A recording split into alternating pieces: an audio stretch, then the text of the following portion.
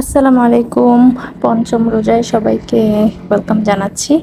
আজকে তো ৫টা রোজা চলছে, মানে দেখতে দেখতে ৫ নাম্বার রোজায় চলে আসছি। সময় কোন দিক দিয়ে যাচ্ছে কোনো কিছুই টের পাচ্ছি না। কারণ হচ্ছে আপনারা তো জানেন আমার বাসায় অলরেডি মেহমান বাংলাদেশ থেকে এসেছে। তো সব কিছু মিলিয়ে আলহামদুলিল্লাহ অনেক ভালো যাচ্ছে সময়টা। আর এই যে আমাদের বুড়িটা, সে তো আসার পর থেকে খুব ব্যস্ত খেলাধুলা নিয়ে। বিশেষ করে আয়াতের যত খেলনা আছে এগুলো তো ওর কাছে নতুন, আর আয়াতের কাছে তো পুরনো হয়ে গিয়েছে। ও তো ধরেই না বছরে একবারও। ওর কাছে যেহেতু নতুন, ও তো এগুলো দিয়ে মানে খুব আনন্দ পাচ্ছে খেলে। আবার মোবাইল দিয়ে কথা বলতেছিল।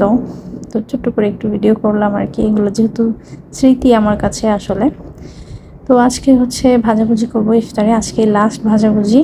আর যেহেতু মেহমানরা এসেছে, মেহমানরা আসার পরে এখনও ইফতার মানে যেদিন এসেছে সেদিন হচ্ছে রাতের বেলা এসেছে। তো যার কারণে ইফতারের পরে আর কি রাত্রের প্রায় 11টা সাড়ে 11টার দিকে এসেছে। তো যার কারণে ইফতার আর করা হয়নি। গতকালকে তো আমরা বাইরেই ইফতার করলাম। আজকে ডিম চপ করেছি, সাথে তো আলুর চপ, বেগুনি, পেঁয়াজু সব কিছুই। এখানে হচ্ছে পেঁয়াজুর জন্য বেশি করে পেঁয়াজ দিয়ে নিচ্ছি। আসলে অনেকে বলে ডালের বড়া, কিন্তু পেঁয়াজু যদি মানে একদম আসল টেস্ট যেটা হয়, বেশি করে পেঁয়াজ দিতে হবে, তাহলেই হচ্ছে খুব মজা লাগে খেতে। আর আমি সবসময় ডালের সাথে একটু চালের গুঁড়ি অ্যাড করি, এতে করে অনেক বেশি মুচমুচে থাকে আর অনেকটা সময় ধরে মুচমুচে থাকে। তো আমি প্রায় 2 চামচের মতো চালের গুঁড়িটার সাথে অ্যাড করেছি। এখন ভালো করে কুচলিয়ে মেখে নিয়ে তারপরে হচ্ছে তেলের মধ্যে ছেড়ে দিব। আর এক চুলায় হচ্ছে আমি তেল গরম করতে দিয়ে দিয়েছি। পেঁয়াজু ভাজার নিয়ম হচ্ছে তেলটাকে আগে খুব ভালো করে গরম করতে হবে। তেল ভালো করে গরম করে পেঁয়াজুগুলো তেলে ছেড়ে দিয়ে তারপরে চুলার আঁচটা লো টু মিডিয়ামে করে আস্তে ধীরে ভেজে নিতে হবে। এতে করেই হচ্ছে পেঁয়াজু অনেকটা সময় পর্যন্ত মুচমুচে থাকে আর খুব ভালো হয় আর কি, ভাজাটা খুব ভালো হয়।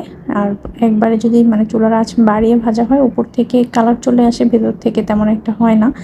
আর এইভাবে আস্তে ধীরে ভাজলে হয় কি, ভেতর থেকে খুব সুন্দরভাবে ক্রিস্পি হয়, ভালো লাগে খেতে আর কি।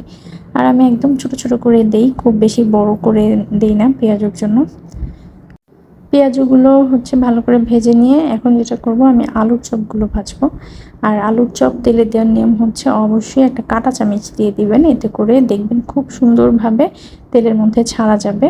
আর মানে বেসনটা ছড়িয়ে যায় না, তার মধ্যে বারবার হাত দিয়ে দিয়ে আবার হাত ধোও, মানে বিশাল একটা ঝামেলার ব্যাপার। তো এই জন্য সবসময় চেষ্টা করবেন একটা চামচ দিয়ে আলুর চপগুলো দেওয়ার জন্য। আজকে যেহেতু ডিম চপও আছে সাথে, তাই আলুর চপ খুব বেশি একটা ভাজবো না। 5-6টার মতো আলুর চপ আমরা ভেজে নেব।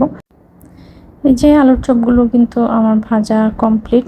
একদম চুলার আঁচটা লো টু মিডিয়ামে রেখে আস্তে ধীরে ভেজে নিয়েছি। আর খুব সুন্দর হয়েছে ভাজাটাও। ভাজাভুজি করতে করতে অনেকটা সময় লেগে যায়। তো এই তো সব বরাবরের মতো প্রতিদিনের মতো আর কি, ইফতারের টেবিলটাকেও আমি একটু টুকটাক করে সাজিয়ে নিয়েছি। এই আর কি, খুব বেশি কিছু না। আজকে একটু ফ্রুটস রেখেছি আর ভাজাভুজি তো ছিলই, সাথে শরবত ছিল। আজকের জন্যই ভাজাভুজি শেষ, মানে টানা 5 দিন খাওয়া হলো। এরপরে আর ভাজাভুজি করব না। এরপরে হচ্ছে দেখি কি করা যায়। আসলে প্রতিদিন একটা চিন্তা হয় যে আজকে ইফতারে কি করব।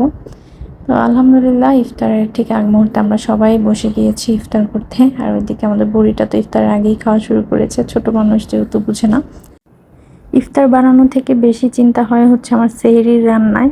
সেহরির রান্না নিয়ে আমি বিশাল কনফিউশনে ভুগি যে সেহরিতে কি রান্না করব, কি খেলে পেটটাও ঠান্ডা থাকবে, মানে সব কিছু মিলিয়ে সেহরির রান্নাটা একটু ভেজাল মনে হয় আমার কাছে।